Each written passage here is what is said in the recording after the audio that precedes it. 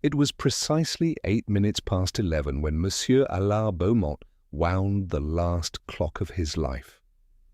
The sound it made was soft, almost apologetic, a neat metallic click followed by the steady, dignified ticking of a Swiss carriage clock, its polished brass case gleaming in the amber light of the workshop.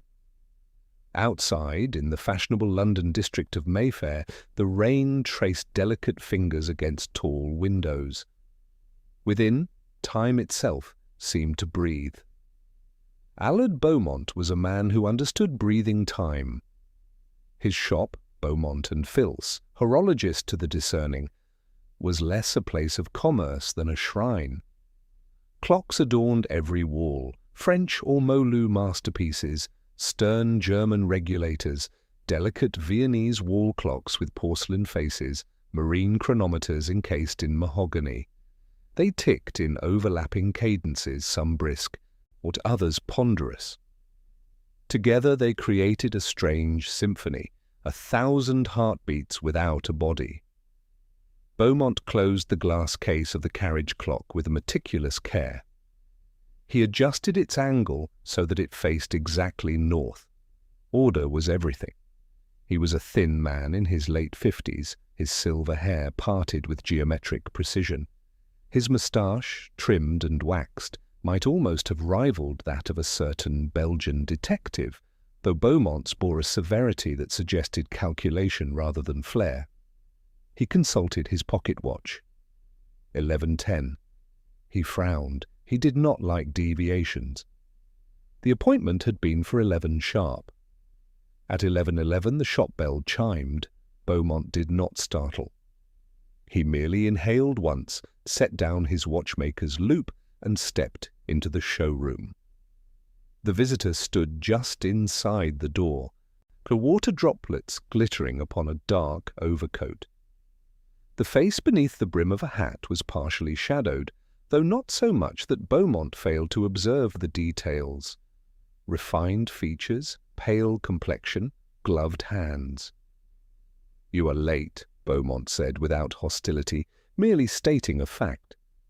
"My apologies," the visitor replied. The voice was low, cultured, and faintly strained. "Circumstances intervened." Beaumont inclined his head. "Time does not forgive circumstances."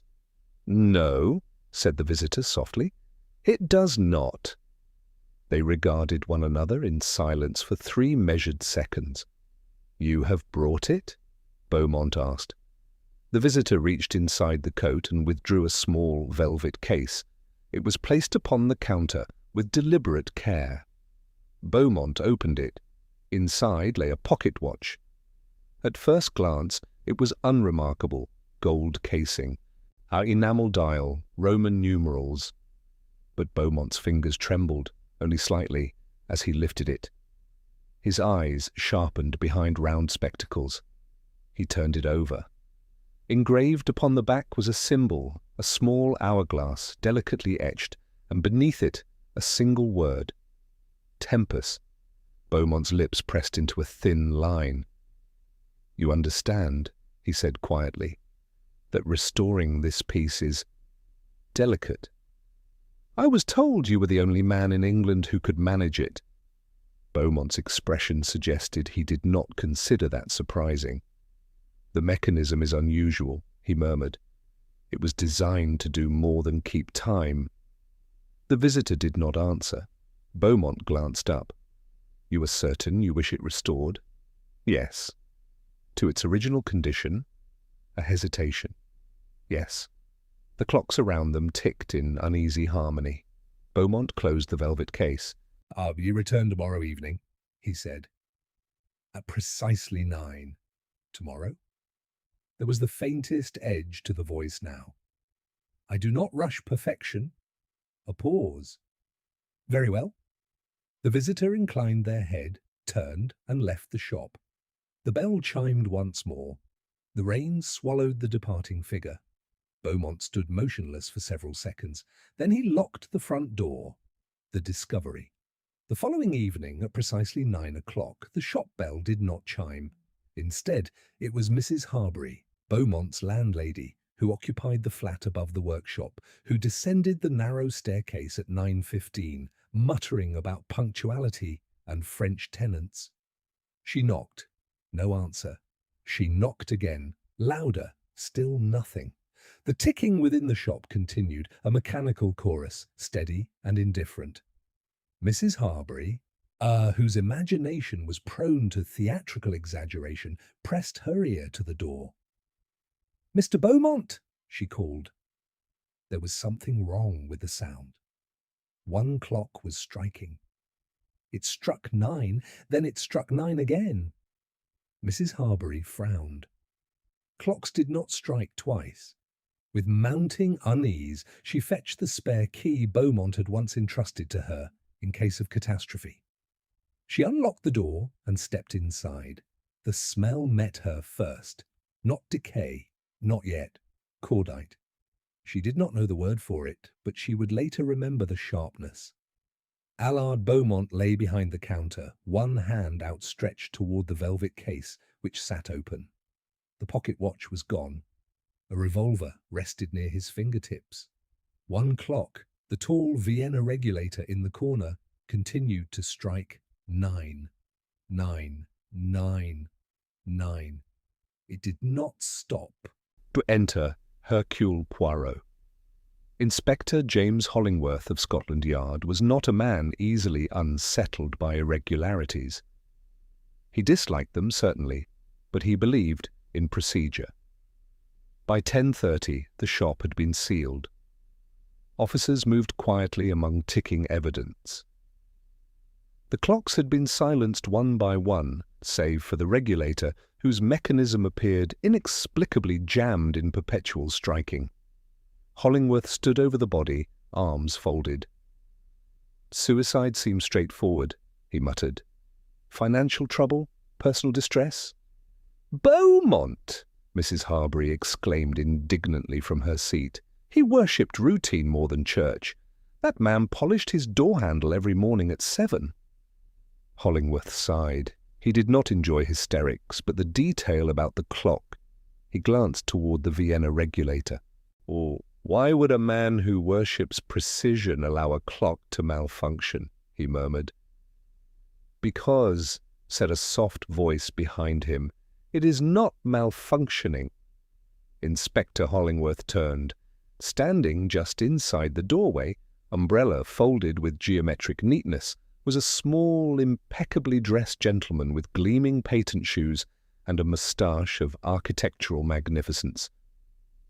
"Hercule Poirot," the inspector groaned quietly.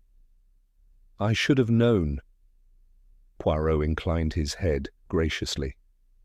"You sent for me, my friend, a horologist who dies surrounded by clocks, and yet time behaves badly. It is irresistible." Hollingworth rubbed his temple. "It looks like suicide." "Ah." Poirot stepped lightly into the shop, eyes gleaming. "It looks like suicide. Already you use the language of doubt." He surveyed the room, the symmetry, the immaculate glass cases, the velvet cloths folded precisely. Poirot's gaze settled on the regulator, still striking 9. "It strikes without cease?" "Yes," said Hollingworth. "Mechanism jammed, most likely." Poirot approached it. He listened. 9, 9, 9. "Non," Poirot murmured. "It is not jammed. It has been persuaded." "Persuaded?" Poirot turned slowly, his dark eyes thoughtful. "Tell me, Inspector, at what hour did Monsieur Beaumont die?" "Medical examiner estimates between 11 and midnight last night." "Yet the clock proclaims 9. "Yes, that's the strange part." Poirot's gaze drifted to the counter, to the open velvet case, to the absence within. He crouched delicately beside the body, observing the angle of the revolver, the position of the hand. His moustache twitched. "Inspector," he said softly, "did Monsieur Beaumont have an appointment yesterday at 11? Hollingworth blinked. "How did you—" Poirot tapped the counter lightly. The indentation in the velvet. A second object rested here recently. And Beaumont's pocket watch, where is it? In his waistcoat. Exactly. So what lay in the case? Hollingworth hesitated. We don't know. Poirot rose. Then, my friend, he said gently, we do not have a suicide. We have an appointment. We have a missing object. And we have a clock that insists upon 9. He paused, eyes narrowing thoughtfully. And I do not believe in coincidences of time. The Vienna Regulator struck again. 9, 9, 9. Poirot clasped his hands behind his back.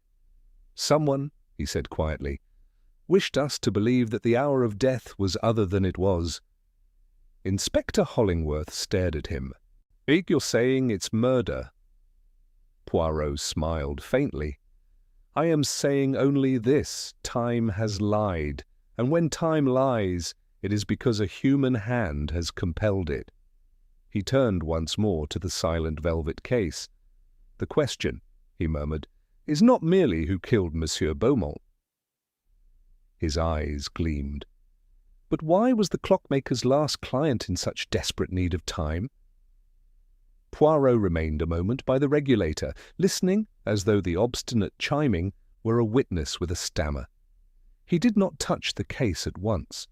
He let his eyes travel with that air of polite detachment which in him concealed the keenest attention over counters, stools, and the neatly labelled drawers. Everything spoke of a mind that loved control. Even death, if self-inflicted, would have been arranged with taste. Silence it, Hollingworth said to a constable, an irritation creeping into his voice. Not yet, said Poirot gently. Let it speak. When it has finished, perhaps it will tell us what it has been made to say. Clocks don't speak, Poirot. People do. Just so, and people make clocks speak for them. The inspector nodded toward the body. Close range, one shot through the heart, looked straight forward. Poirot crouched. With a handkerchief he lifted Beaumont's right hand by the wrist. The fingers were splayed, the palm turned slightly upward, as if surprised. Observe, he murmured. If a man shoots himself, he clutches. Often the muscles keep their last intention. Here there is no intention, only interruption. That's not proof. It is psychology, and psychology is useful when the physical is arranged to deceive. He set the hand down as carefully as if it were a fragile spring. Where is Monsieur Beaumont's ledger? In the back office. We haven't touched his papers. Then we must. The rear room was small and plain, but orderly to the point of severity. A narrow desk stood under a shaded lamp. On the wall hung a certificate from the Horological Society, and above it a photograph of Beaumont as a younger man beside an older gentleman, both solemn, a pocket watch held between them like a relic. Poirot opened a drawer. It slid out smoothly, revealing invoices tied with ribbon. He selected a thick ledger and ran a finger down the most recent entries. Yesterday, he read, 11 o'clock, appointment, anonymous deposit. Hollingworth leaned closer. He wrote anonymous? Yes. He did not know the name, or he did not wish to record it. Now, look below.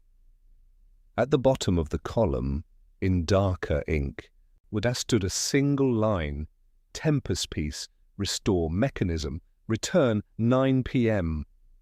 Friday. There was no amount beside it, only a small mark like a cross. Friday, Hollingworth said, but he died Thursday night. Then someone wished the discovery to coincide with the promised return, Poirot replied. Madame Harbury descends at 9:15 because she expects the usual sounds of closing. The murderer uses her punctuality. From the front room came the relentless clang again. Hollingworth grimaced. It's still doing it. Good, said Poirot, and they returned. An officer was trying, with visible annoyance, to damp the hammer. Poirot stopped him and examined the clock's door.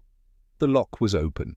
Within, the weights hung straight, the pendulum moved with calm insistence, yet the striking train repeated, as if the count never completed. "Or it is not damage," Poirot said. "It is adjustment. Someone with knowledge has done it, not a clumsy intruder. So we're looking for a watchmaker.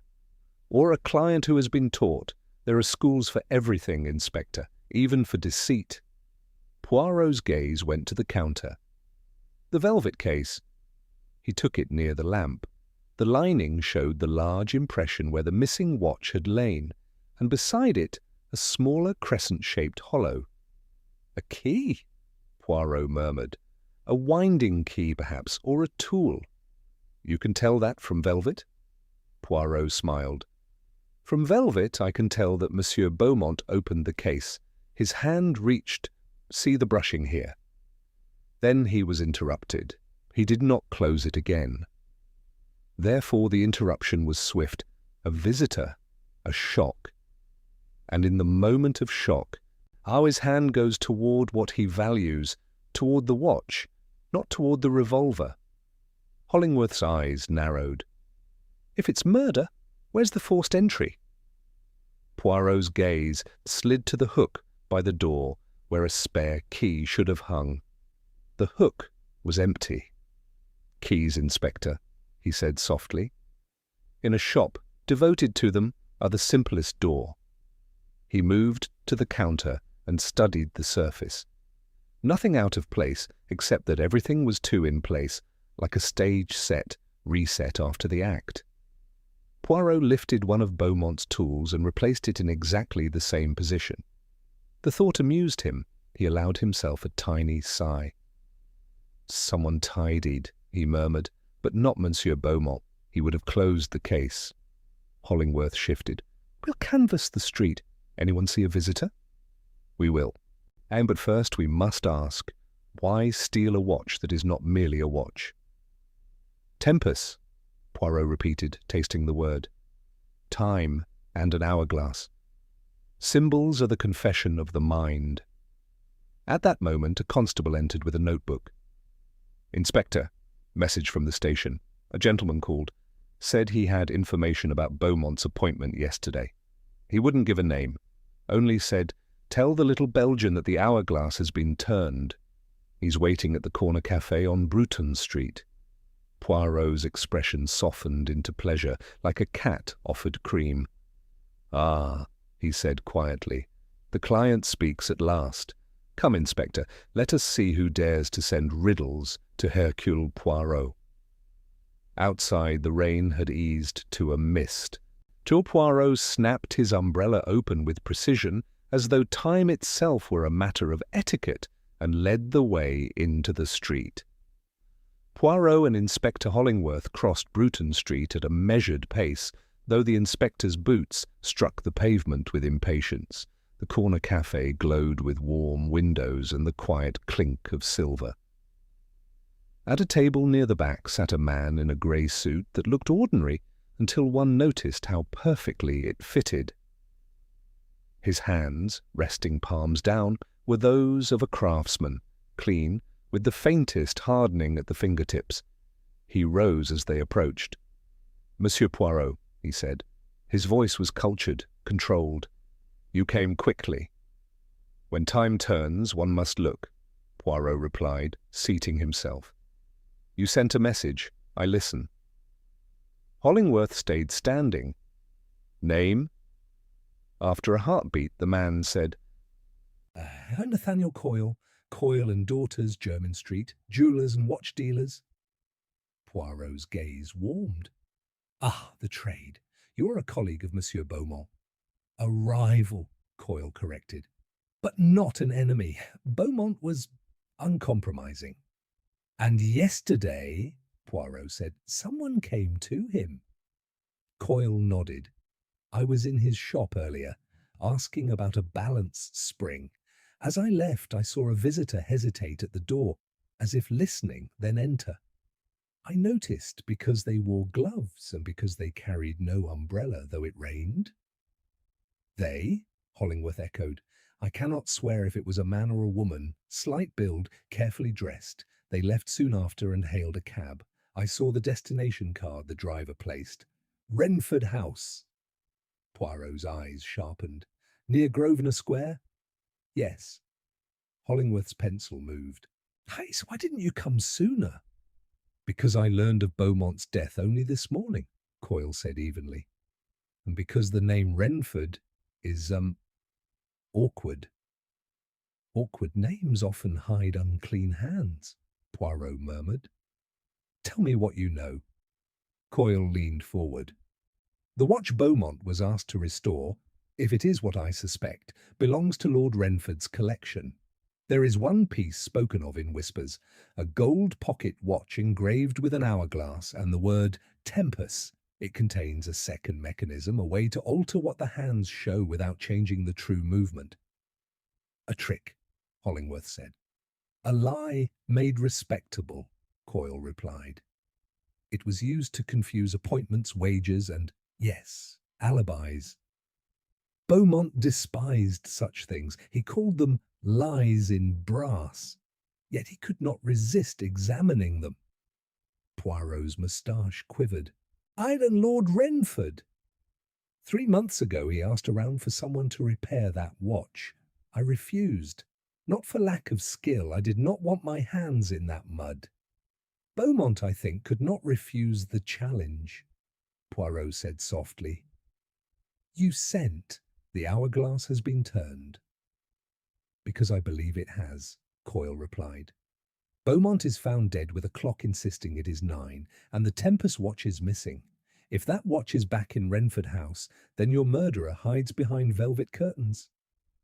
Hollingworth's face tightened. That is an accusation against a peer. It is a warning, Coyle said. Peers dislike investigations.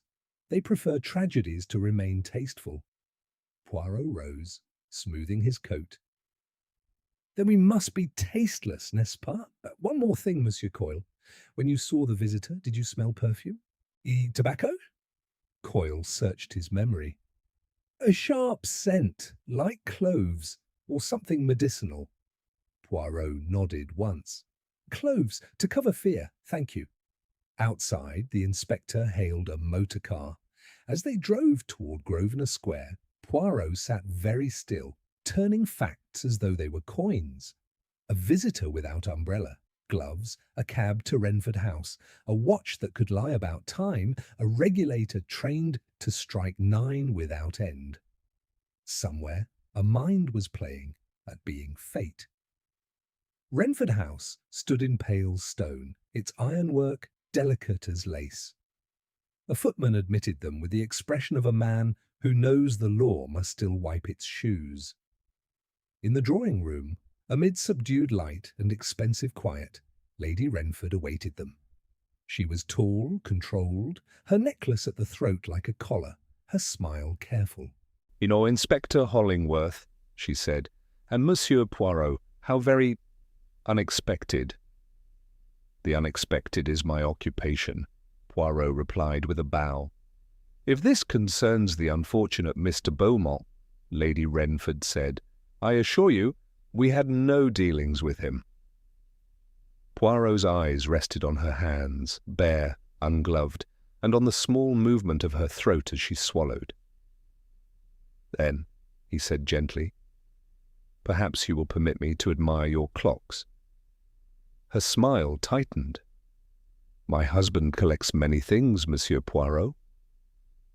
Poirot looked past her to the tall cabinet at the far end of the room, where behind glass a gold watch stood on a velvet stand like a saint's relic. And sometimes, he murmured, things collect their owners. Lady Wrenford followed his gaze too quickly, then recovered. That is merely a display, she said. A curiosity. My husband is not at home. Poirot crossed the room without hurry. Up close he saw the hourglass engraving, and beneath it the neat word Tempus. A faint, sharp sweetness drifted toward him, cloves, unmistakable now, coming from Lady Wrenford as though applied too recently. May I? Poirot asked. Her smile stayed fixed. I would prefer you did not touch my husband's property. Poirot withdrew his hand, but his eyes remained. Then I will not touch, I will only observe. And what I observe, madame, is that this watch has been handled today. At that moment the door opened, and the footman murmured, My lady, Lord Wrenford, has returned. Behind him a clock began to strike 9. The clock's chime was soft, almost courteous, yet it cut the room like a thin blade. Lady Wrenford's eyes flicked to the mantel as though it had spoken her name, or Poirot merely tilted his head, listening with the attention he might give to an opera. Lord Wrenford entered with a briskness that suggested he preferred to be expected. Broad-shouldered, iron-grey, handsome in the public way photographs approve, he carried gloves in one hand and a cane in the other.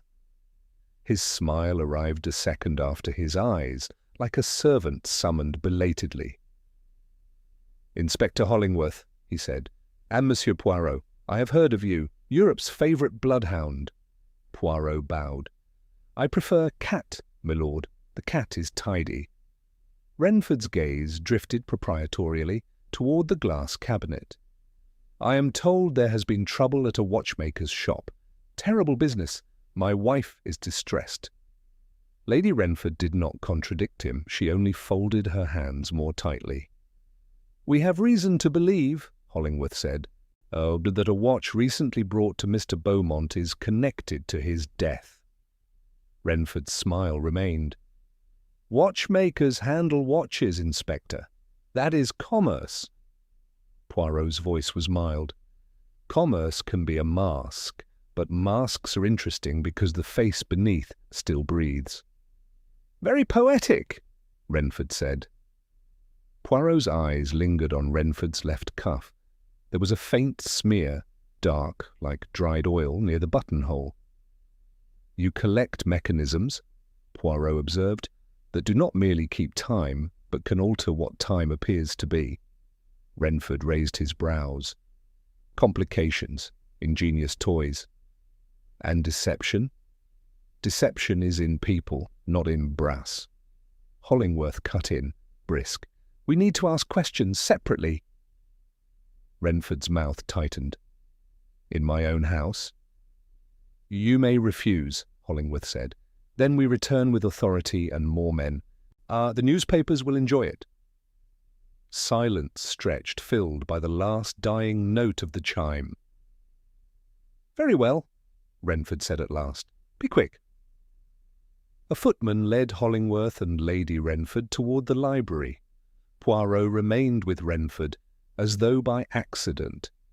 The peer poured himself a drink with careful steadiness. You enjoy cornering people, Monsieur Poirot, he said. I enjoy clarity. Cornering is for furniture. Wrenford sipped. Beaumont was a stubborn little man. He complained that collectors corrupted the art. Perhaps he offended the wrong person. Or he frightened the right person, Poirot murmured.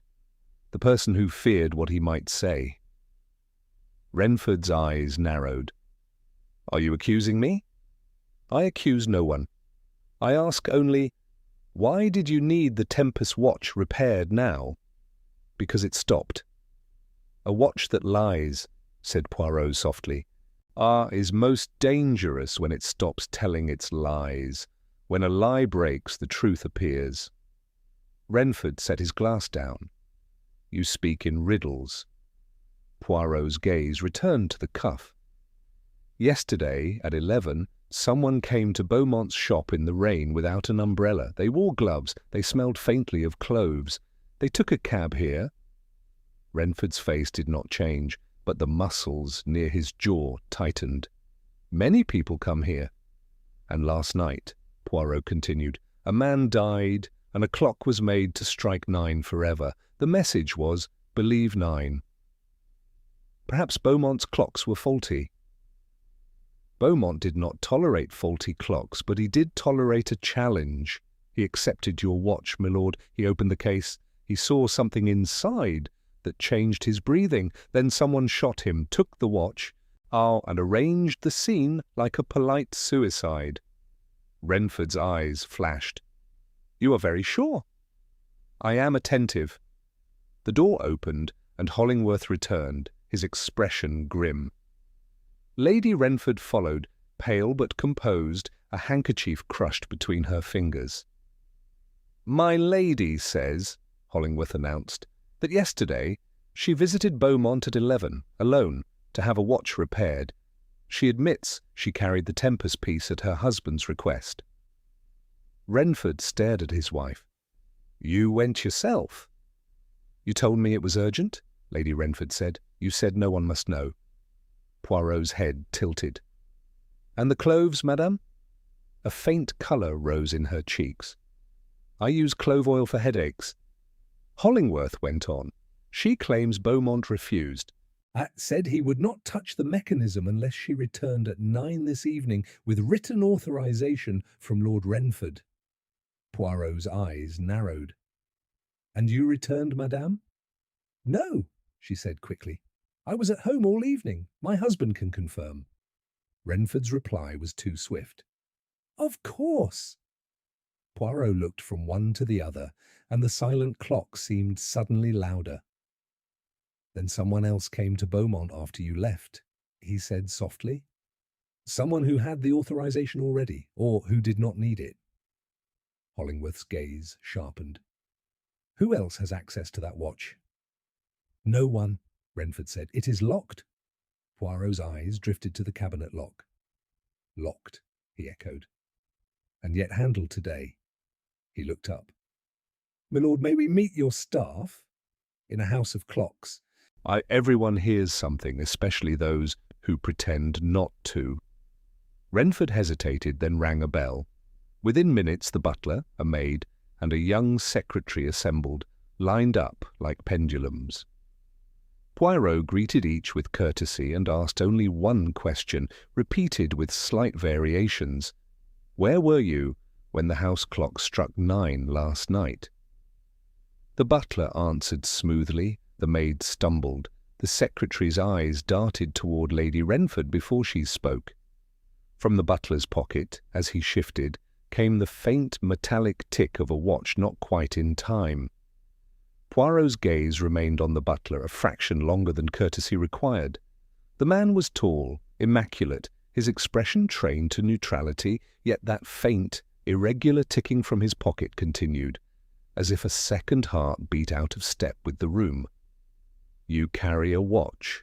"Mr. Poirot prompted. "Bentinck, monsieur, the butler." "A punctual household demands it," Poirot said lightly. "May I see?" After the briefest hesitation, Bentinck produced a silver watch on a chain, plain, worn at the edges. Poirot opened it. The hands showed 8:15. He glanced at the mantel clock, nearly 10:30. "Why does it lag, Mr. Bentinck?" "It loses," Bentinck said. "I have meant to have it repaired." "In a house of fine timepieces," Poirot murmured. "You do not repair it. Curious?" Lord Wrenford's voice cut in. "This is absurd. My butler's watch is his own affair." "Time is never only one person's affair," Poirot replied. "Not when someone wishes us to believe an hour that is not true." He turned to the maid, a slight girl with reddened hands. "Last night at 9? "I was laying the table," she said quickly. Mr. Bentinck was there. He told me to hurry." "And you, Mr. Greaves?" Poirot asked the secretary. "In the study," Greaves answered, "preparing letters." Poirot's eyes rested on Greaves's right thumb, darkened as though by oil rather than ink. "Letters do not require oil," he murmured. Hollingworth cleared his throat. "We'll take formal statements. Poirot, we need something solid." Poirot smiled. "Then we create the conditions for solidity." He faced Lord Wrenford. "Milord, permit me to inspect the Tempus watch, only to verify it is the same piece Monsieur Beaumont received." "You will not touch it," Wrenford said sharply. "Then you lift it," Poirot said. "I only observe." Under Hollingworth's steady look, Wrenford crossed to the cabinet, unlocked it, and lifted the gold watch from its velvet stand between thumb and forefinger. Poirot bent close. "The engraving, yes. The wear on the bow, yes. And, He inhaled. "The case is warm." Wrenford's face hardened. "The room is heated." "A watch warms from air slowly," Poirot said. "From a hand quickly. It has been in a pocket within the hour." Silence thickened. The butler's watch ticked, defiant. Hollingworth spoke. "Lord Wrenford, where was that watch this evening?" "Here," Wrenford snapped. "Always here." Poirot's gaze moved to Lady Wrenford. "Madame." Her lips parted, then closed. "I do not know." "You do know something," Poirot said softly. "But loyalty can become a rope." Wrenford tightened his grip on the watch. "Enough." "As you wish," Poirot said. "Then show us the authorization you were to provide. Madame says Monsieur Beaumont demanded it." Wrenford blinked. "What authorization?" Beaumont was theatrical," Lady Wrenford flared. "You told me." "Madame," Poirot interrupted gently. He turned to the secretary. "Mr. Greaves, you prepare letters. If there is an authorization, it passed through your hands." Greaves swallowed. There was no letter. Poirot stepped nearer, voice low. "And yet your thumb carries the stain of oil used on metal, perhaps from winding a stubborn mechanism." Greaves stiffened. "You are imagining." "I am deducing," Poirot said. "A mind that counts money learns to count minutes. A man who measures time learns to cheat it." Wrenford gave a sharp laugh. "He keeps my accounts." "Accounts," Poirot agreed. "And perhaps debts." Lady Wrenford made a small sound. Poirot's head turned at once. "Ah, there is the note that rings true." Before anyone else could speak, the maid burst out, trembling. "Oh, it was Mr. Greaves. He's always in the cabinet room when my lord's out. He told me not to dust near it. And last night I saw him come in through the side door, all wet with no umbrella. He smelled like spices." Greaves went white. "You stupid girl." Hollingworth stepped forward. "That's enough. Mr. Greaves, you're coming with us." Greaves backed away, knocking a chair. "You can't. You don't understand. If I go, he'll—" He stopped, eyes darting to Wrenford. Poirot's voice was gentle. "He will ruin you? Or expose you? Which is it?" Greaves's chest heaved. "I only borrowed it, just for one night. He said I could fix it, prove myself. Beaumont wouldn't cooperate. He laughed at me." "And then?" Poirot asked. Greaves swallowed. "There was a struggle. He grabbed for the watch. I panicked. I ran. I left the watch on the counter." His eyes darted, hunted. "Then I heard the shot from the street. I came back to the side door and saw Mr. Bentinck. He was inside. He looked at me and said, 'Go.'" All eyes turned to the butler. The ticking in his pocket seemed suddenly loud as gunfire.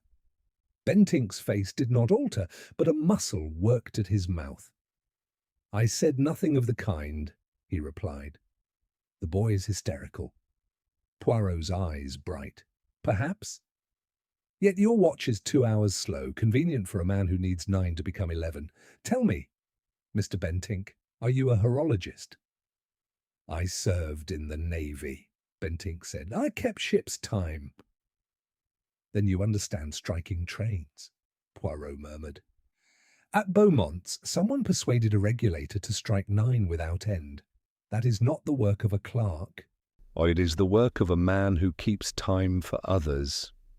Hollingworth drew a breath.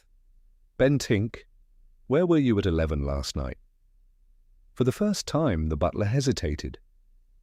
Bentinck's hesitation lasted only a second, but in that second Poirot saw the crack where truth might be prized free. The butler's gaze drifted not to Hollingworth but to Lord Wrenford, an almost imperceptible seeking of instruction. Then it returned, steady, professional. "At 11, Bentinck said, "I was in the pantry, polishing silver. I am always polishing something, Inspector. It is my nature." Hollingworth's eyes narrowed. "Can anyone confirm?" "The maid saw me," Bentinck replied smoothly. "And my lady may recall I brought her a tray at 11:30. Lady Wrenford's lips parted. She looked for an instant as though she might speak honestly. Then her gaze fell, and she said quietly, "Yes, he did." Poirot watched her as one watches a clock hand hover before it commits. He did not press her, not yet. Pressure, applied too soon, makes the mechanism seize. Hollingworth gestured toward Greaves. "We'll take him first. His story puts him at Beaumont's." Greaves's shoulders sagged with relief and dread combined. "I told you. I didn't shoot him. I was frightened, but—" "And you returned by the side door," Poirot said. "And you saw Bentinck already inside. How did he get there, Mr. Greaves? The shop was locked." Greaves licked his lips. "He had a key. I saw it." "A key," Poirot murmured. "The hook was empty." Bentinck's voice was cold. "You are inventing. I have no key to Mr. Beaumont's shop." "Yet," Poirot replied. "As butler, you keep keys. And as a former naval man, you understand time. And your own watch is not merely slow, it is deliberately slow." He snapped the silver watch shut and returned it to Bentinck with exaggerated courtesy. "It loses exactly 120 minutes, does it not?" Bentinck did not answer. Hollingworth exhaled through his nose. "Poirot, we can't arrest a man because his watch is slow." "No," Poirot agreed. "We arrest him when the slow watch explains the fast lie." Lord Wrenford's patience broke like brittle glass. "This is preposterous. My household is being interrogated like a den of thieves. Inspector, unless you have a warrant—" Poirot's voice cut gently across his. "Milord, allow me one question. Last night at 9 o'clock, where were you?" Wrenford's eyes flashed. "At my club." "Which club?" "The Corinthian." "And can you be seen there?" "Of course." Poirot nodded. "Seen then at 9 you are safe, but Beaumont is estimated to have died between 11 and midnight. That is the hour you have not offered us." Wrenford's jaw tightened. "I returned home at 11:15. Bentinck let me in." Poirot looked at Bentinck. "Ah, so you were at the door, not polishing silver." Bentinck's gaze was steady. "I may have stepped away. A man can polish and also open doors." Poirot's eyes gleamed. "Then perhaps you can also step away from the house, open a different door, and return. A man who keeps ship's time knows how to make minutes disappear." Hollingworth's voice sharpened. "Enough! Bentinck, you're coming in for questions." Bentinck's expression did not change, but his hand moved toward his pocket, toward the silver watch. Not as though to show it, but as though to clutch it. Poirot said softly, "Oh, you fear time, Mr. Bentinck? Because time keeps what men would lose." For a moment it seemed the butler might bolt. Then he lowered his hand. "Very well," he said quietly. "I will answer questions, but not here." Hollingworth nodded to two constables, and the small procession moved toward the hall. Lady Wrenford stood motionless, pale as porcelain. Lord Wrenford's eyes followed Bentinck with a fury barely leashed. Poirot lingered behind, as though absent-mindedly admiring a clock. When no one watched, he slipped close to the cabinet and glanced at the velvet stand. A faint indentation marked where a key had lain beside the watch, small, crescent-shaped, like the one in Beaumont's case. His eyes narrowed. So the key had been placed here, too, ritualistically, like a priest returning a sacred tool. He joined Hollingworth at the door. "I take Greaves and Bentinck," he murmured, "but do not let Lord Wrenford out of your sight. He is a man who believes he owns time. That belief makes men dangerous." Outside, the mist had thickened again. The motor car waited, its lamps throwing pale cones onto wet cobbles. As the constables ushered Greaves and Bentinck into the vehicle, Poirot heard, faint as a memory, the chime of a clock within the house, striking 11. He looked back. In an upstairs window, a curtain moved. A figure stood there, Lady Wrenford, watching like a prisoner watching the key turn in the lock. At Scotland Yard, the interview room was plain and bright, designed to deny shadows their comfort. Greaves sat first, wringing his hands, repeating his story with small variations that betrayed anxiety, but not, Poirot thought, the coldness of murder. He admitted taking the Tempus watch from the cabinet earlier in the day, intending to impress Lord Wrenford by fixing its complication. He described Beaumont's contempt, his refusal, the struggle, the flight. He insisted again he heard the gunshot from outside. From outside? Poirot repeated softly. You were certain? Yes, a muffled crack, like the sound when you shut a door too hard. Hollingworth scribbled. And Bentinck? Greaves's eyes lowered. He told me to go. He said he'd settle it. Poirot leaned back, fingers steepled. Settle, he murmured. A word for accounts, or for corpses. Bentinck entered next with the calm of a man who has served dinners and storms. He sat, hands folded, and met Hollingworth's stare. I did not kill Monsieur Beaumont, he said at once. No, Hollingworth snapped. Then explain your key. Bentinck's face tightened. I have no key. Poirot's voice was mild. Then explain your watch. Bentinck's eyes flickered, only slightly. It is sentimental. It belonged to my brother. It does not keep time well. And yet you keep it, Poirot said, because it keeps something else. Memory, and perhaps guilt. Bentinck's mouth hardened. You speak pretty, monsieur, but you have no facts. Poirot smiled faintly. Then let us find one. You served in the Navy. Did you ever learn to silence a gunshot? Bentinck's eyes went very still.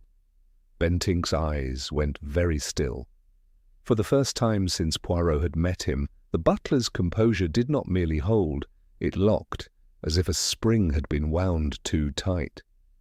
In the Navy, Bentinck said at last, one learns many things. None of them are crimes. Some are, Hollingworth said, when they are used on land. Poirot's voice remained courteous. A muffled shot, Mr. Bentinck. A sound like a door closing. It is possible, is it not, to wrap a pistol in cloth or to fire through a coat? Bentinck's mouth tightened. Possible, yes, but possibility is not proof. Then we search for proof, Poirot replied. Inspector, was the revolver found at Beaumont's examined? Service issue, Hollingworth said. An old Webley, unregistered. We're tracing it. Poirot nodded. Old, heavy, not the sort of weapon a nervous clerk like Greaves would choose, but a former naval man, he would be comfortable. Bentinck's gaze flickered to the door, as though measuring the distance to freedom. Poirot leaned forward, not aggressively, but as one leans toward a confession. Tell me of your brother, Poirot said softly. The watch? He died? Bentinck swallowed. In the war. And you kept his watch 2 hours slow, Poirot continued. Why 2 hours, Mr. Bentinck? Why not 1? Why not 15 minutes? Bentinck's nostrils flared. It is what it is. No, Poirot said gently. It is what you make it. 2 hours turns 11 into 9. 2 hours turns a murder into a suicide discovered at the promised appointment. Hollingworth slapped a file onto the table. We have a witness who says you were in Beaumont's shop after the shot. A liar, Bentinck said flatly. A frightened man, Poirot corrected. Greaves lies to protect himself, but his fear is sincere. He heard a shot outside and returned, saw you inside, and you sent him away. Why? Bentinck's hands unclasped, then reclasped. Wow, because I did not wish scandal to reach my employers. Ah, Poirot murmured. So you admit you were there? Bentinck's eyes snapped to his. Silence hung a moment. I went, Bentinck said at last, because the Tempus watch was missing from the cabinet. My lord was at his club, my lady was unwell. I suspected the secretary. I followed. I arrived after the shot. Through the front door? Hollingworth demanded. Through the side, Bentinck said. I have a key.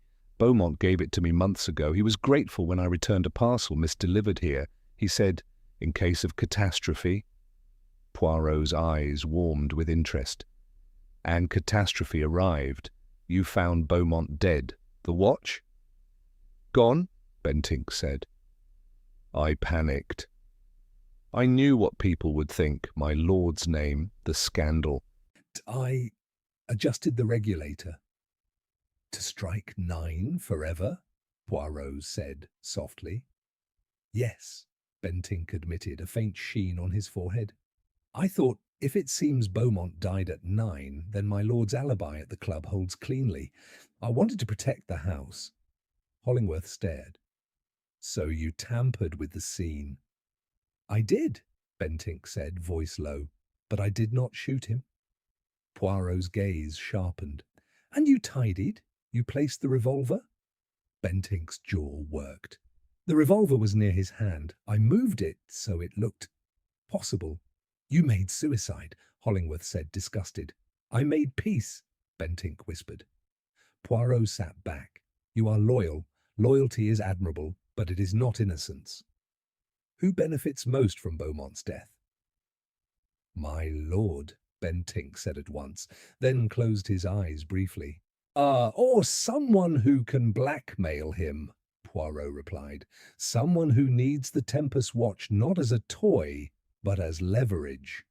Hollingworth stepped out to take a call, returned with a new hardness. Ballistics. The bullet was fired from a Webley, and cloth fibres recovered near the muzzle residue, heavy wool like a coat. Greaves's claim returned Poirot. A sound like a door closing, a shot wrapped in cloth. He turned to Bentinck. You wore a heavy coat last night. Bentinck's eyes did not move. It rained! And Greaves fled without umbrella, but he wore a light mac, Poirot murmured. And Lord Wrenford returned home at 10:45, you say, yet you were out following Greaves. Who admitted him? Bentinck's composure cracked. The footman. And did the footman see you return? Poirot asked. Bentinck hesitated. Yeah, no. Hollingworth pushed his chair back. We're holding you, Bentinck. Poirot raised a hand. One more question. When you entered Beaumont's shop, what did you smell? Bentinck blinked. Smell? Cordite, Poirot said. Yes, but also cloves. Did you smell cloves? Bentinck's face tightened. No. Poirot nodded slowly. Then the clove scent belonged to the person who handled the Tempus watch before it came back to the cabinet today. Someone else. And whoever it was knows this house's habits well enough to time entrance and exit precisely. Hollingworth frowned. Lady Wrenford uses clove oil. And Lady Wrenford brought the watch yesterday, Poirot said softly. But she claims she did not return. Yet the watch was warm in the cabinet this evening. Someone carried it. Someone who wished to place it where it would be found. To control the story, he stood. Inspector, we must return to Wrenford House, now. The hourglass has been turned again, and I fear the next grain will fall as a body. As they left, Poirot glanced back at Bentinck. The butler sat very straight, his slow watch ticking in his pocket like a confession that refused to keep time.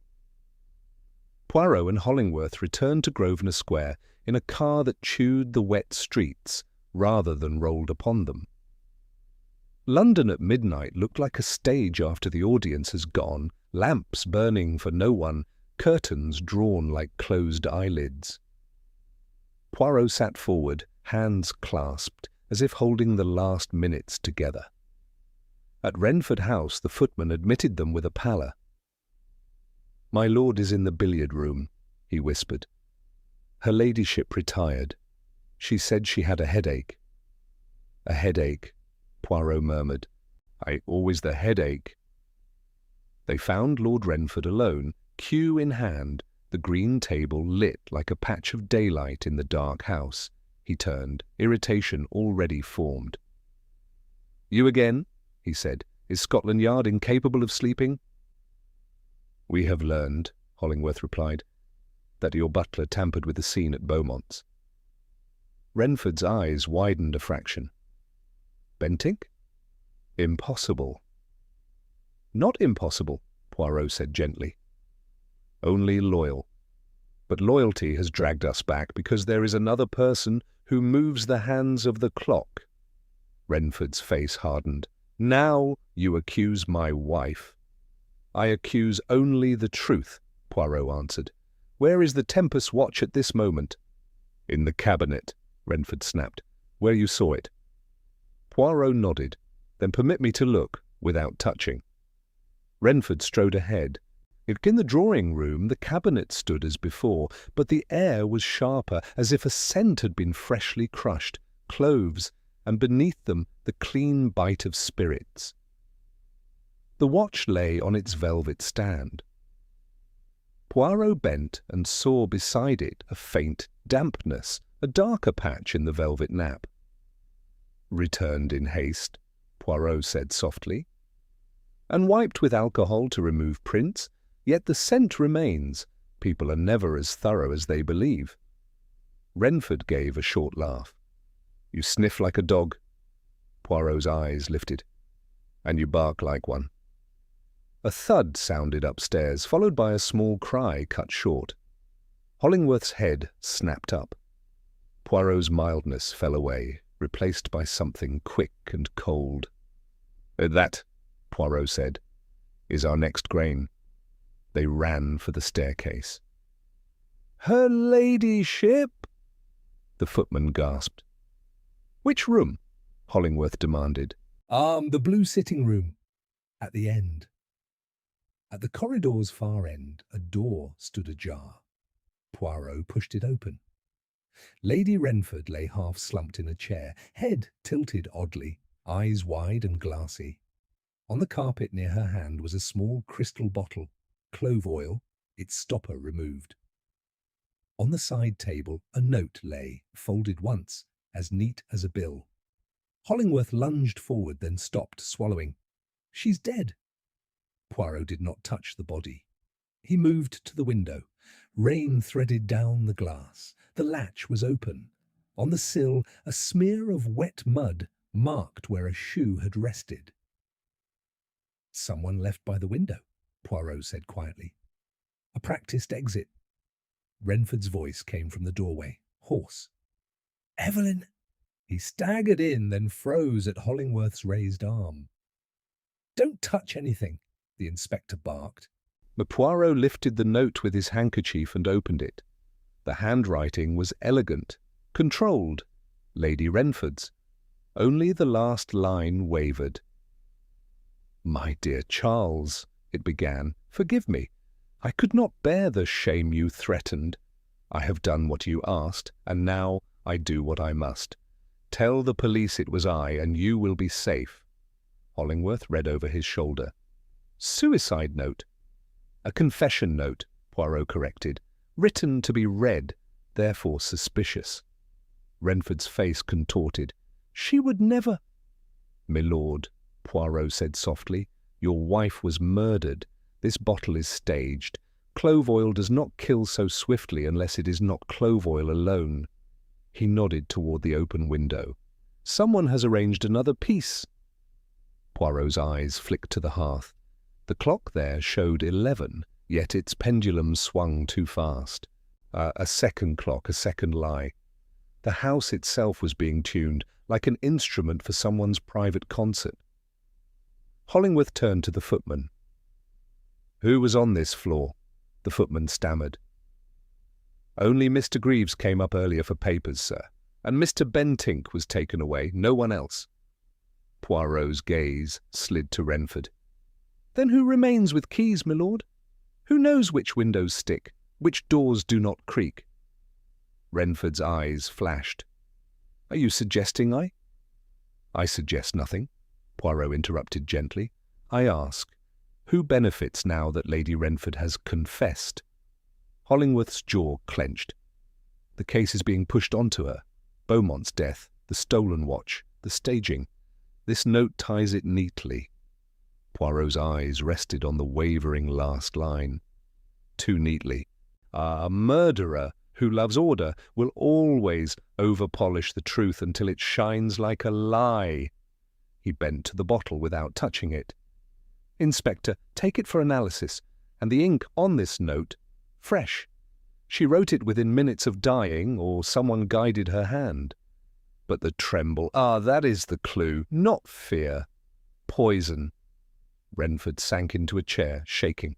Who would do this? Poirot looked toward the rain-dark garden below. "Someone who can move through your house unseen," he said softly. "Someone who keeps time for you, keeps accounts for you, keeps secrets for you.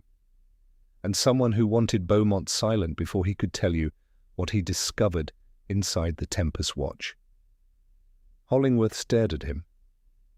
"You think Beaumont found something?" Poirot nodded once. A hidden clue in a hidden mechanism.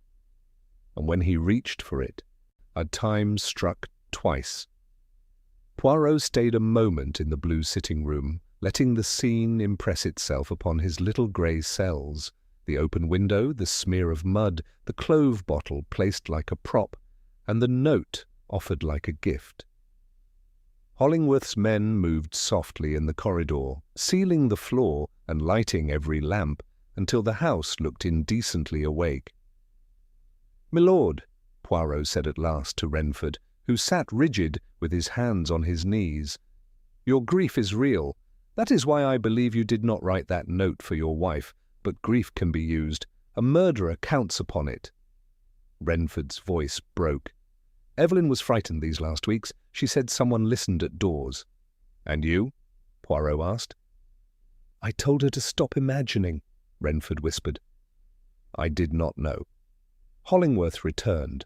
"High doctor says she's been dead perhaps 20 minutes. Poison, most likely. No sign of struggle." "No struggle is a sign?" Poirot murmured. "A lady does not open her window for an intruder at midnight unless she believes she knows him, or unless she is told the intruder is already inside." He crossed to the writing desk. A blotter lay neatly placed, a pen rested in its groove. Yet the ink bottle's stopper was slightly askew. Poirot lifted it with a handkerchief and sniffed. Ink, yes, but also spirits, stronger here than downstairs. "Look at the line spacing," Poirot said. "The first sentences are even, the last line crowds." Her hand weakened. If she was poisoned first, she was forced to write while her muscles betrayed her. It is cruelty with manners. Wrenford jerked up. "Forced by whom?" Poirot did not answer at once. But he walked to the hearth clock and watched its too-fast pendulum, then compared it with his own watch. After 15 seconds, the hearth clock had stolen 2. "Someone wants this room to run ahead," he said quietly. A small confusion, but useful when alibis are built like towers of cards. Hollingworth frowned. "You think the clocks are being adjusted on purpose?" "Yes, Beaumont's regulator that would not stop striking 9, and now this clock that rushes. These are signatures." Poirot looked again at the window-sill. Mud, not the neat imprint of a gentleman's boot, but the smear of someone balancing, perhaps climbing down. Hollingworth's mouth tightened. "Bentinck is in custody. Greaves too. If neither killed her, who's left? Wrenford himself?" Poirot glanced at Wrenford's ravaged face. If my lord killed his wife, he would not need poison and a confession note. He would use authority and distance. No, this is theatre, staged for the police. Poirot moved to the note. This line, "The shame you threatened." Who threatened her? "My lord, did you threaten your wife with shame?" Wrenford recoiled. "Never." "And yet she wrote it," Poirot murmured. "So someone spoke in your name with credibility, someone close enough to know your private quarrels." A constable appeared, breathless. "Inspector, downstairs. The cabinet's been opened again. The Tempus watch is gone." Wrenford lurched up. "Gone? But it was there." Poirot's eyes flashed. "Just so. The murderer returns to remove it once the second death is discovered, to keep the true secret. Inspector, seal every exit. No one leaves this house." They hurried down. In the drawing-room, the cabinet door hung open, a velvet stand bare. The lock showed no damage. Hollingworth swore. Poirot knelt and examined the lock plate. "A key," he said, "a very fine key. Not Greaves's clumsy fingers, not Bentinck's blunt loyalty. Someone with delicate hands." He rose. "Bring me everyone," Poirot ordered gently. "Every servant, every companion, every guest." Within minutes, the household assembled in the library. Footman, maid, cook, Lady Wrenford's companion, Miss Satterthwaite, and a chauffeur with hands like spades. Wrenford sat apart, stunned. Hollingworth stood like a wall. "The Tempus watch has been removed," Poirot said softly. "And Lady Wrenford has been killed. These are not separate crimes. They are the same crime, played in two movements," Miss Satterthwaite gasped. "Evelyn killed?" Poirot's eyes rested on her. You were with her this evening?" "I brought her tea at 10. She said her head ached. She used the clove oil. Then she dismissed me." Poirot nodded. "And after you left, someone came. Someone she trusted enough to open a window. Someone who promised her safety if she wrote a note." Hollingworth barked. "Who has the cabinet key?" Silence. Poirot's gaze moved to the doorways and the stair beyond, as if he could see the dark corridors swallowing footsteps. "A murderer who returns for the watch returns for more than gold," he said. "He returns for what it proves." He turned to Wrenford. "My lord, did your solicitor visit Beaumont for you? Did he carry messages, payments, threats, always politely, always with gloves?" Wrenford's silence was an answer that trembled in lamplight of the library. Poirot smiled faintly. Keys are shared in households like secrets, but secrets always stick to one person more than the others. Tell me, who here keeps the accounts?" The pause stretched. Then the chauffeur said reluctantly, "Mr. Greaves did, sir, and sometimes Lord Wrenford's solicitor, Mr. Haldon, came to discuss them. He has a room upstairs when he stays late." Poirot's head lifted. "Ah, Mr. Haldon, the man who can speak in milord's voice, threaten shame with legal words, and carry a key without being thought a thief. Inspector, let us pay a visit to the solicitor before he slips out of time altogether." Poirot went up the stairs with the lightness of a man who carries a conclusion rather than a body, while Inspector Hollingworth followed with two constables and the heavy reluctance of authority stepping into a gentleman's private world. The house seemed to listen. Even the clocks, cowed by the sudden flurry of feet, sounded more timid, as if they feared being asked to tell the truth. At the landing, the footman pointed to a closed door. "Mr. Haldon's room, sir." Hollingworth knocked once, sharply. "Open up." No answer. He tried the handle. Locked. "Warrant or not," Hollingworth muttered, and nodded to a constable. The shoulder struck, wood cracked, and the door gave. The room inside was neat, almost theatrical in its tidiness. A travelling case stood open on the bed. Papers had been stuffed into it without care, as if the packer had been interrupted by urgency. The window was open to the night. Rain mist drifted in. On the sill lay a dark smear of mud, fresh and wet.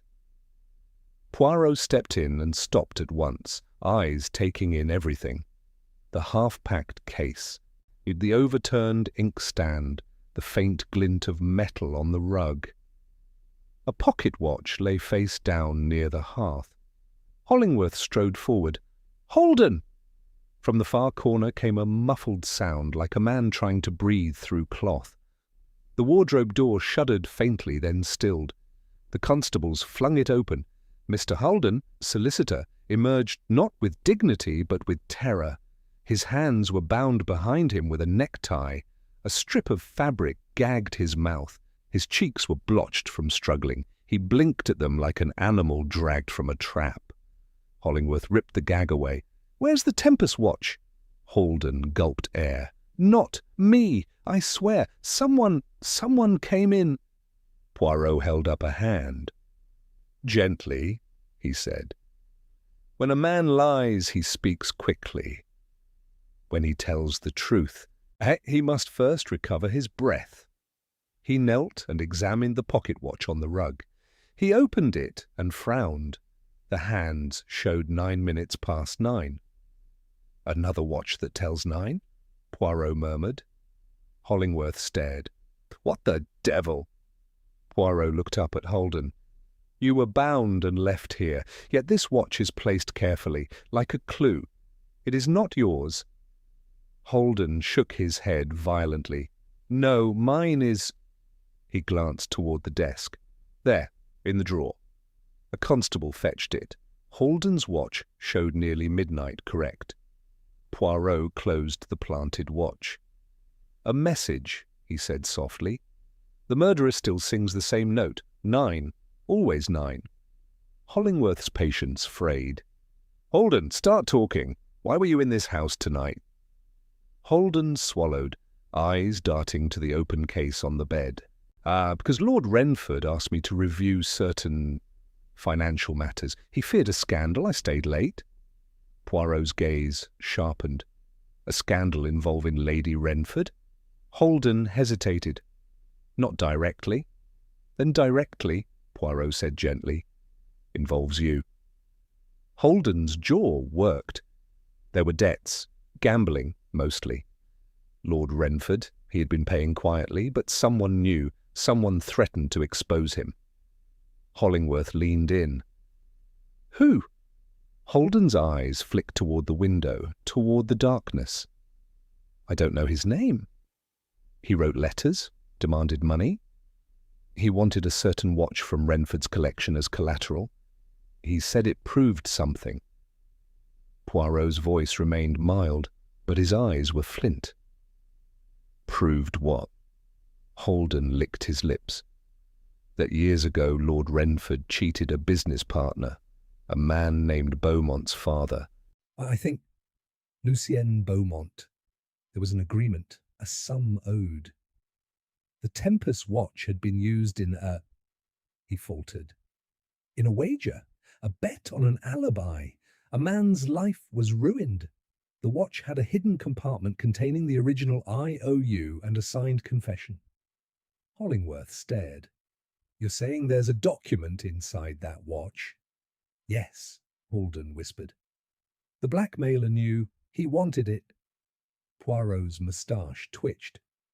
"And Monsieur Beaumont, the son, would have recognized the signature?" Holden nodded miserably. "He called it a lie in brass." Hollingworth's face darkened. "So Beaumont refused to hand it over and was killed." "And Lady Wrenford?" Poirot asked. Holden's eyes filled. "She found out. She confronted her husband. She was frightened. She spoke to me. I told her to be careful. Then tonight someone knocked at my door." I opened it and saw a man in the corridor wearing Bentinck's coat. Before I could speak, he hit me. When I woke, I was bound. I heard footsteps. Then, later, shouting." Poirot stood very still. A man in Bentinck's coat. An imitation, a disguise, the planted watch at 9, the open window, the mud. "Inspector," Poirot said softly, "our murderer is not a servant who protects a master, nor a clerk who panics. It is a man who understands how blame moves in a household, like a tray passed hand to hand." Hollingworth's voice was grim. "You think the blackmailer is in the house?" Poirot nodded. He returned for the Tempus watch after Lady Wrenford was killed. He has it now, and he must leave before dawn. A constable entered, breathless. "Inspector, someone tried the back gate." And the guard saw a figure in a dark coat climb the wall into the mews. Poirot's eyes flashed. "The hourglass empties," he murmured. "Come, Inspector, we must catch the man who steals time and the truth inside it." The mews behind Wrenford House lay slick with rain, the cobbles reflecting lamplight in fractured gold. A constable's whistle shrilled somewhere ahead. Poirot did not run. He moved swiftly, but with purpose, as though certain that haste without thought was merely another form of delay. At the far end of the narrow lane, a figure struggled with the gate, one foot braced against the iron bars. The dark coat, navel-cut, flapped in the damp wind. "Halt!" Hollingworth shouted. The figure turned. For an instant the face was illuminated, not Bentinck's stern features, not Greaves's frightened youth. Nathaniel Coyle. But the jeweller's composure cracked as he bolted toward the alley mouth, but a constable intercepted him. The Tempus watch slipped from his grasp and clattered against stone. Poirot stepped forward and picked it up carefully with his handkerchief. He held it as one might hold a verdict. "Monsieur Coyle," he said quietly, "you have been very helpful." Coyle's breath came in ragged pulls. "You're mistaken. I came to warn—" "To warn me," Poirot finished gently, "that the hourglass had been turned." "Yes. A charming touch. You wished to guide the investigation toward Wrenford House, toward scandal, toward suspicion, but not toward yourself." Hollingworth gripped Coyle's arm. "You killed Beaumont?" Coyle's lips thinned. "Beaumont was a fool. He should have taken the money." Poirot's eyes sharpened. "Ah, so there was money. You discovered—" "Hack through the trade, the legend of the Tempus watch. You suspected it contained something valuable, more than gold. You blackmailed Lord Wrenford, demanding the watch." Coyle said nothing, but the silence was confirmation. "You visited Beaumont first," Poirot continued, "to confirm the watch's mechanism. You saw Lady Wrenford arrive with it. You followed her cab. You realized Wrenford House was the source." Coyle's voice came low. "Beaumont recognized the signature inside. He laughed at me, said I didn't understand what I was playing with." "And so," Poirot said softly, "you shot him, wrapped the revolver in your coat to muffle the sound. You took the watch, but Bentinck arrived unexpectedly and altered the clock, believing he protected his master. His interference gave you the perfect smokescreen." Hollingworth's grip tightened. "And Lady Wrenford?" Coyle's composure faltered for the first time. "She confronted Wrenford. She found my letters. She threatened to confess everything. I could not allow that." "You spoke to her as Halden might," Poirot said. "You knew the household habits. You had observed them often enough under the pretext of professional rivalry. You carried a duplicate key. You are a jeweller, after all. Locks do not resist you." Coyle's jaw clenched. "You poisoned her with the clove oil she trusted," Poirot continued, "forced her to write the note, naming her husband's threats. Then you removed the watch again to prevent us examining its hidden compartment." Poirot turned the Tempus watch over in his hands. "You returned to the house to collect it, believing suspicion had settled neatly upon Bentinck and Greaves." You even planted a second watch in Halden's room, stopped at 9, to continue the refrain." Coyle laughed suddenly, bitterly. "You speak as if it were art." Poirot's gaze was steady. "Murder is not art. It is arithmetic. You miscounted." "Miscounted?" Coyle snapped. "Yes," Poirot said gently. "You miscounted the psychology. You assumed Beaumont would surrender quietly. You assumed Lady Wrenford would accept shame without struggle, and you assumed that by repeating the hour 9, you would persuade us it mattered. Hollingworth frowned. But it did matter. Only as a distraction, Poirot replied. 9 was the appointed hour for the watch's return. By forcing clocks to strike 9 and planting watches fixed at 9, Monsieur Coyle wished us to think the murder occurred then. But Beaumont died near 11. The repeated 9 was theatrical, too insistent. Truth rarely shouts. Poirot opened the Tempus watch carefully. With delicate fingers he pressed a hidden catch near the stem. A small inner panel sprang open. Inside lay a folded slip of yellowed paper. Hollingworth leaned close as Poirot unfolded it. A confession, signed by Charles, Lord Wrenford, 20 years earlier, acknowledging a debt to Lucien Beaumont, never repaid, the watch pledged as collateral. Wrenford, who had been brought down to the mews in stunned silence, stared at the paper as if at his own ghost. "It was youthful folly," he whispered. "A wager gone wrong." "A wager that ruined a man," Poirot said quietly.